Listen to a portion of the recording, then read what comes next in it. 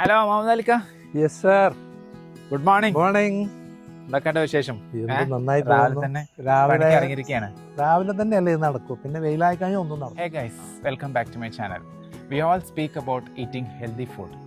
പക്ഷേ നമുക്ക് കിട്ടുന്ന ഫുഡ് പലപ്പോഴും ഹെൽത്തി ആവില്ല. നമ്മൾ കിട്ടുന്ന ഫുഡ് ആയിക്കോട്ടെ അല്ലെങ്കിൽ വെജിറ്റബിൾസ് ആയിക്കോട്ടെ, അത് എവിടെ നിന്നാണ് വരുന്നത്, അത് എത്ര ഹെൽത്തിയാണ്, is it safe to eat, അതിനെ പറ്റിയ ഒരു വിവരം നമുക്കുണ്ടാവില്ല. പക്ഷേ ഞാൻ ഇന്ന് ഉള്ളത് എൻ്റെ ഒരു കൊളീഗാണ്, മിസ്റ്റർ മുഹമ്മദ് അലി. ഹലോ.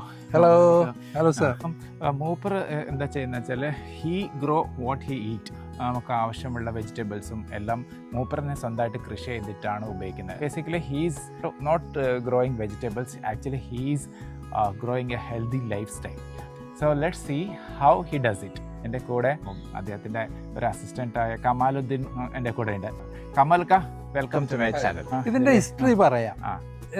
എൻ്റെ വാപ്പ ഉണ്ടായിരുന്ന കാലത്ത് ഇത് പാടം, അതല്ല ഈ പള്ളിയിൽ എന്നൊക്കെ പറയും, നെൽകൃഷി മാത്രമായിരുന്നു ഇവിടെ. പിന്നെ നെൽകൃഷി ഇല്ലെങ്കിൽ വാഴകൃഷി മാത്രം. പക്ഷെ അന്ന് ഇതിങ്ങനെ തട്ടുകളായി ഇങ്ങനെ താഴേക്ക് വരുന്നു. മേലെ കുളമൊക്കെ ഉണ്ട്, ആ സൗകര്യങ്ങളൊക്കെ ഉപയോഗപ്പെടുത്തി. പിന്നെ ഈ തെങ്ങുകൾ കാണുന്നത്, ഈ വലിയ തെങ്ങുകളൊക്കെ കാണുന്നത് അന്ന് ഈ വരമ്പിന്, നമ്മൾ നടക്കുന്ന പാതയുടെ നടുക്കിലായിട്ട് വരമ്പിന് വെച്ചതായിരുന്നു. പക്ഷെ അന്ന് കൃഷിയുള്ളത് കൊണ്ട് ഇറ്റ് വാസ് ഓക്കെ. പിന്നെ അതിനുശേഷം ആ കൃഷിയൊക്കെ ഇല്ലാതെ പോയി, തെങ്ങുകളൊക്കെ മരവിച്ച് ഒന്നുമില്ലാതെ പോയി. അങ്ങനെ ഇരിക്കുമ്പോഴാണ് ഇത് നമ്മൾ ഏറ്റെടുക്കുന്നത്. നമ്മൾ ഏറ്റെടുത്തതിന് ശേഷം ഞാൻ ഫസ്റ്റിലിപ്പോൾ ചെയ്ത കുറേ സ്ഥലങ്ങളൊക്കെ ഫില്ല് ചെയ്തിട്ടുണ്ട്. അവിടെ നിന്ന് ഇങ്ങോട്ട് ഫില്ല് ചെയ്ത് ഇപ്പം 2 സ്റ്റെപ്പേ ഉള്ളൂ. ഒരു 4, 5, 6 നെല്ലായി. നെല്ല് നിർത്തി, ടോട്ടലി നിർത്തി. കാരണം അന്ന് ഈ പന്നികളുടെ ശല്യമൊക്കെ നമുക്ക് ഭയങ്കരമായിരുന്നു. അപ്പോൾ അത് ഫൈനാൻഷ്യലി ശരിയല്ല, നമ്മൾ ഭയങ്കര ബുദ്ധിമുട്ടായിരുന്നു, നമുക്ക് മാനസികമായിട്ട് ഭയങ്കര പ്രയാസം ഉണ്ടാക്കും. അപ്പോഴാണ് ഇത് ഇങ്ങനെ ഫില്ല് ചെയ്തതിന് ശേഷം നമുക്ക് ഇങ്ങനെ ഒരു ബുദ്ധി തോന്നി. അപ്പം ഫില്ല് ചെയ്തതിന് ശേഷം നമ്മൾ ആദ്യം ചെയ്തത് ബോർവെൽ. അതിൻ്റെ മുമ്പേ അവിടെ അടിച്ചിട്ടിരുന്നു ഒരു 6 ഇഞ്ച് ബോർവെൽ. അതിനകത്ത് 125 അടിയേ ഉള്ളൂ. പക്ഷേ 3 കരുക്കളായിട്ട് ഇഷ്ടംമാതിരി വെള്ളം, ആവറേജ് ഡെയിലി 20,000 ലിറ്റർ വെള്ളം നമുക്ക് അവിടെ നിന്ന് പമ്പ് ചെയ്യാൻ കിട്ടുന്നുണ്ട്. എന്നിട്ടും വെള്ളമാണ് ഇഷ്ടംമാതിരി. അപ്പോൾ അതങ്ങനെ പൈപ്പ് ലൈനിലൂടെ കൊടുന്നിട്ട് ഇവിടെ ഇങ്ങനെ കംപ്ലീറ്റ്ലി സപ്ലൈ ചെയ്തിട്ടുണ്ട് എല്ലാ സ്ഥലത്തും. ഈ ടോട്ടൽ ഏരിയയെ 6 ഏരിയകളായിട്ട് ഡിവൈഡ് ചെയ്തിരിക്കുകയാണ്. 6 വാൾവുകൾ. Suppose this is the wall, that is the wall. ഇത് ഈ സെക്ഷനിലേക്കുള്ളതാണ്. ഇതിങ്ങനെ പോന്നു കഴിഞ്ഞാൽ ഇത് ഇങ്ങോട്ട് 2 ഭാഗത്തേക്ക്, ഇതിങ്ങോട്ട് ഇതിങ്ങോട്ട്, ഇങ്ങനെ സെപ്പറേറ്റ് ചെയ്തിട്ടുണ്ടല്ല. അതിനുശേഷമാണ് നമ്മളിത് പ്ലാൻ ചെയ്യുന്നത്. അപ്പോൾ കഴിഞ്ഞ വേനലിലാണ് നമ്മളിതിൽ വ്യാപകമായിട്ട് തെങ്ങുകൾ വെച്ച് ആദ്യം ഒരു 75 തെങ്ങുകൾ വെച്ചിട്ടുണ്ട്. അതാണ് ഇപ്പോൾ ഞാൻ ആ ഫസ്റ്റിൽ കണ്ടില്ലേ. ഈ തെങ്ങുകളൊക്കെ പിന്നെ അതിനുശേഷം ഇപ്പം 3 വർഷമായിട്ട് തുടർച്ചയായിട്ട് നമ്മൾ കൃഷി വകുപ്പൊക്കെ പറയുന്ന മാതിരി തന്നെ 2 വളപ്രയോഗങ്ങൾ, അതിനകത്ത് ജൈവവളമുണ്ട്, രാസവളവും വേണ്ടത്തെ എല്ലാം നോക്കി ഈ മണ്ണിന്റെ ടെസ്റ്റ് ഒക്കെ ചെയ്തിട്ടുണ്ട്. ഇതിനകത്ത് ഒന്നും ഇല്ല, വെറും ജസ്റ്റ് എന്താ പറയുക, വെട്ടുകൽ മണ്ണ് എന്ന് പറഞ്ഞാൽ അതിനകത്ത് ഒന്നും ഉണ്ടാവില്ല. അപ്പം നമ്മളെല്ലാം കൊടുത്തിട്ടാകണം ഇതിനകത്ത്. അപ്പം നമ്മളിതെല്ലാം കൊടുത്ത് കഴിഞ്ഞപ്പോൾ അവൻ ഡെലിവറി ചെയ്യാൻ തുടങ്ങി തെങ്ങുകളൊക്കെ. 1500 തേങ്ങ എനിക്ക് ഈ പറമ്പിൽ, ഇത് 30 തെങ്ങേ ഉള്ളൂ.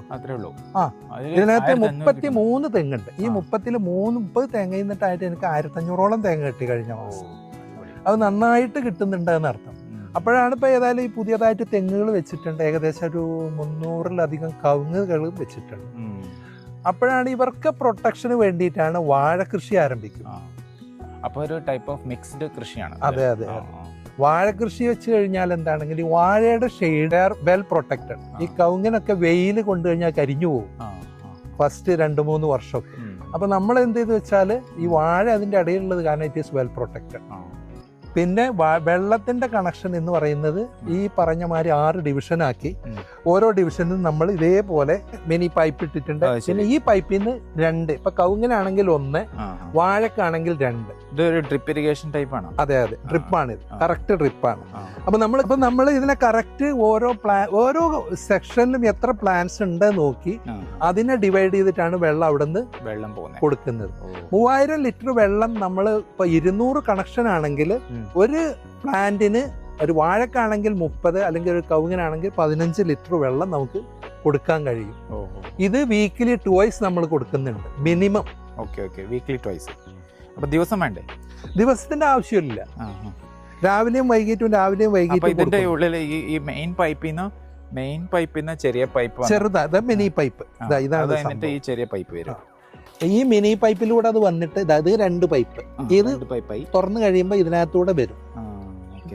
അതിനകത്ത് ഡ്രിപ്പായിട്ട് വരും. അപ്പൊ നമുക്ക് കുറെ വെള്ളം വേസ്റ്റ് ആവില്ല. അപ്പൊ ഇന്നലെ മഴ പെയ്തോണ്ട് ഇവിടെയൊക്കെ കുറച്ച് വെട്ടായിട്ടാണ്. ഓ, നന്നായിട്ടുണ്ട്. അല്ലെങ്കിൽ ശരിക്കും ഒരു അവിടെ മാത്രം കിട്ടുള്ളൂ അല്ലേ. ഇതിങ്ങനെ നീറ്റ് ആൻഡ് ടൈഡി ആയിട്ട് കീപ്പ് ചെയ്യണം, അല്ലെങ്കിൽ നമുക്ക് ഇതിന് ചില രോഗബാധയൊക്കെ ഉണ്ടാകാൻ സാധ്യതയുണ്ട്. അപ്പൊ ഇതൊക്കെ മുഹമ്മദ് അലിക്കാണോ എല്ലാം ചെയ്യുന്നത്? അതെ അതെ, കൂടുതലും. പിന്നെ ഈ ആൾക്കാരുണ്ട്, പണിക്കാരുണ്ട്, 2 പണിക്കാരുണ്ട്. ആവശ്യമാകുമ്പോൾ അവര് വരും, അവരും ചെയ്യും. പിന്നെ രോഗബാധക്ക് ഒരു ഉദാഹരണം, ഒരു സംതിങ് ഇപ്പൊ നമ്മൾ ഇത്ര കാലം നോക്കി ഉണ്ടാക്കി, അതൊരു രോഗബാധയാണ്. കൂമ്പടകളിൽ കൂടെ വന്നിട്ട് അങ്ങനെ ഉണ്ടാകുന്നത്. അത് നമുക്കൊന്നും ചെയ്യാൻ കഴിയില്ല, അത് ആ സമയത്തെ അത് അറിയാൻ പറ്റുള്ളൂ. ഇനിയിപ്പോ ഇനി ചെയ്യേണ്ട എന്താണെങ്കിൽ we have to remove it total, ഇത് മൊത്തം ത്രോ ഇറ്റ് ഔട്ട്. അതല്ലെങ്കിൽ അത് മറ്റു വാഴകൾക്ക് ബാധിക്കും. മുഹമ്മദ് അലിക്കിന്റെ ജോലി എന്ന് പറയുന്നത് ഭയങ്കര സ്ട്രെസ്ഫുൾ വർക്കാണല്ലോ. ഹോസ്പിറ്റലിലെ ഇൻ്റർനാഷണൽ പേഷ്യൻ്റ് PRO എന്ന് പറയുന്നത്. അപ്പോൾ അവരുടെ ഈ പേഷ്യൻസിന് കുറേ ഓരോ പ്രശ്നങ്ങളുണ്ടാവും, കുറേ കോംപ്ലിക്കേഷൻസ് ഒക്കെ അടിക്കും. അപ്പോൾ അതിനൊക്കെ മാനേജ് ചെയ്യുന്ന ഒരു സ്ട്രെസ്ഫുൾ ജോബാണ്. അപ്പം ആ പേഷ്യൻ്റ് അവിടെ നിന്ന് വരുമ്പോൾ വിസ റെഡിയാക്കണം, ട്രാവൽ നോക്കണം, അക്കോമഡേഷൻ നോക്കണം, പേഷ്യൻ്റ് ഇവിടെ എത്തിയിട്ട് ഡോക്ടറെ കാണിക്കണം, ഡോക്ടറെ കണ്ടിട്ട് ഡയഗ്നോസ് ചെയ്ത് ട്രീറ്റ്മെൻ്റ് ഒക്കെ ചെയ്ത് അപ്പോൾ പറഞ്ഞു കൊടുക്കണം, ആ കാര്യങ്ങളൊക്കെ പറഞ്ഞു കൊടുക്കണം, അവരുടെ ഭാഷയിൽ പറഞ്ഞു കൊടുക്കണം. അപ്പം മുഹമ്മദ് അലിക്കന്നെ ഇപ്പോൾ എത്ര ലാംഗ്വേജ് അറിയാം? 10-15 ലാംഗ്വേജ്? 5 ലാംഗ്വേജ് അറിയാം. അപ്പം മൂപ്പര് ഭയങ്കര ടാലൻറ്റഡ് പേഴ്സൺ ആണ്. അപ്പം ഈ ഒരു സ്ട്രെസ്ഫുൾ ജോബാണ് ഹീസ് ഡൂയിങ്. അപ്പം ഇങ്ങനെ ഒരു ഫോം, ഇതിൻ്റെ ക്വൈറ്റ്നെസ്, അതുകൊണ്ട് എന്താണ് റിലാക്സ് ചെയ്യാൻ എനർജി. അതായത് ഇതാണ് എനിക്ക് തരുന്ന energy. Early morning when you are here with a peaceful mind, and almost I am spending 1 hour or 1.5 hour every morning, at the same time and evening also. എല്ലാ ദിവസവും നമ്മൾ സാധാരണ എന്താ വെച്ചാൽ മൊബൈൽ നോക്കിയിരിക്കുകയല്ലേ റിലാക്സ് ചെയ്യാൻ വേണ്ടി. How it is different? നമ്മൾ ഇവിടെ വരുമ്പോൾ you are doing something, I mean, and you are feeling it. Okay. ഇവിടെ വരുമ്പോൾ അതിന്റെ ആംബിയൻസ് നമുക്ക് പെട്ടെന്ന് ഫീൽ ചെയ്യും. And you are getting energetic. I mean, എനിക്ക് ഭയങ്കര ഇഷ്ടപ്പെട്ടു കേട്ടോ. അല്ല, ഈ കാലത്ത് ആരും ഉണ്ടാക്കില്ല, കാരണം നല്ല എഫേർട്ട് എടുത്തിട്ടുണ്ട്, അത് നമുക്ക് കാണുന്നുണ്ട്. ആവറേജ് ഒരു വാഴയില് ഇപ്പൊ നമുക്ക് ലീവ്സ് എണ്ണുക, ഇപ്പൊ കൃഷി വകുപ്പ് പറയുന്നത് ഏകദേശം 12 ഇതുണ്ടെങ്കിൽ ഇറ്റ്സ് ഓക്കെ. നമ്മളതിൽ 15, 16, 17 പട്ടയുണ്ട്. ഇങ്ങനത്തെ സമ്മർ ഉണ്ടായിട്ടില്ല, ആ സമ്മറിലാണ് ഇത് ഉണ്ടാകുന്നതെന്ന് അർത്ഥം. അത്രയും കെയർ എടുത്തിട്ടാണെന്ന് അർത്ഥം. ചീരയൊക്കെ ഉണ്ട്, അത് അവിടെ നിൽക്കുന്ന ആ കാണുന്ന വെജിറ്റബിൾസിൽ പയറ്, ഇതൊക്കെ വെജിറ്റബിൾസ് ആണ്. പയറ്, ചീര, ഇവിടെ ചരങ്ങയുണ്ട്. പ്രോസസ് ഓഫ് ഈ കൃഷി എന്ന് പറയുന്നല്ലേ, നമ്മൾ വിത്തിടും, എന്നിട്ട് അത് വളർന്ന് ചെടിയായി, പിന്നെ കായാകുമ്പോഴത്തേക്ക് കുറെ പേഷ്യൻസോടെ നമ്മൾ വെയിറ്റ് ചെയ്ത് ഡിസിപ്ലിൻ ആയിട്ട് ഉണ്ടെങ്കിൽ അത് ആവുള്ളൂ. Actually it is teaching us how to be patient. അതെന്താണെങ്കിൽ അതിനകത്ത് വേറെ ഒന്നുണ്ട്. ഓരോ ദിവസവും പുതിയ മുകുളങ്ങൾ പൊട്ടുന്നു, നമ്മൾ ഒബ്സർവ് ചെയ്യാണ്. ഈ പ്ലാന്റിൽ എന്ത് വന്നു, ആ പ്ലാന്റിൽ എന്ത് വന്നു. അപ്പൊ അതൊക്കെ നമ്മൾക്ക് സന്തോഷം പകരുന്ന കാര്യങ്ങളാണ്. You are getting a lot of things out of it. ഇപ്പൊ ഇതിങ്ങനെ കാണുന്നു, ഇത് കാഴ്ച കണ്ടു, ഇത് അടുത്തത് ഇത് ചെരങ്ങയാണ്, അത് പുതിയതായിട്ട് ഇവിടെ ഉണ്ടാകുന്നു. ഇതൊക്കെ നമ്മൾ ഇതിനോട് ടോട്ടലി നടക്കുമ്പോൾ നമ്മൾ ഒബ്സർവ് ചെയ്യുന്ന കാര്യങ്ങളാണ്. അപ്പൊ അതൊക്കെ ഒരു പോസിറ്റീവ്നെസ് ആണ്. അതെ അതെ അതെ. അപ്പോൾ മുഹമ്മദ് അലിക്ക, നമുക്ക് ഇവിടെ കുറേ വെറൈറ്റീസ് ഓഫ് വെജിറ്റബിൾസ് ഞാനിപ്പോൾ കാണുന്നുണ്ട്. അപ്പോൾ അതിൽ ഏറ്റവും ഈസിയസ്റ്റ് വെജിറ്റബിൾ ഏതാണ് വളർത്തുന്നത്? ഈസിയസ്റ്റ് ആയിട്ട് പറയുന്നത് നമ്മൾ പയറിനെ കുറിച്ചാണ്. പയർ, ഓക്കെ ഓക്കെ. ഇതൊരു പ്രത്യേകതരം പയറാണ്.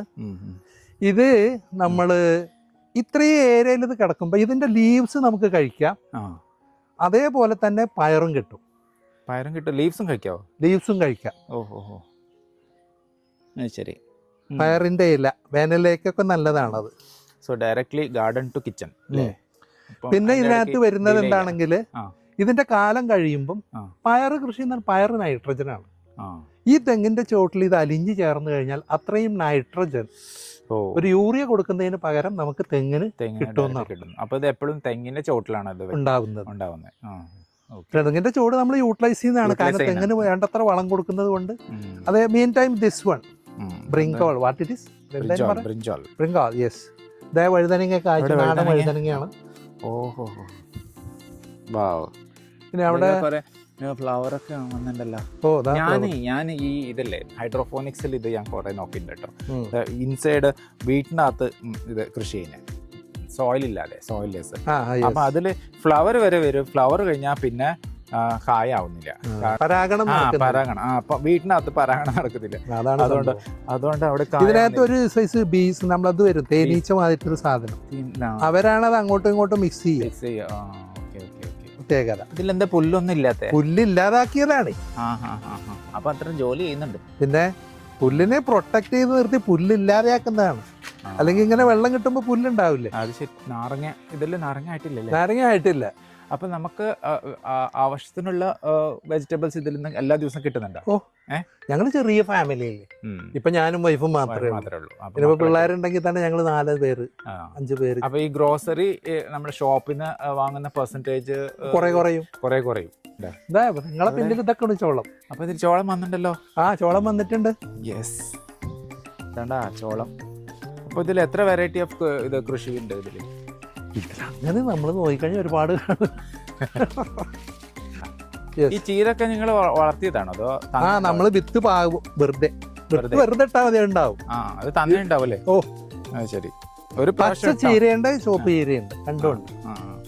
ഇവിടൊക്കെ ബീൻസ് ഇഷ്ടം പോലെ ഉണ്ടല്ലോ. പയറാണത്.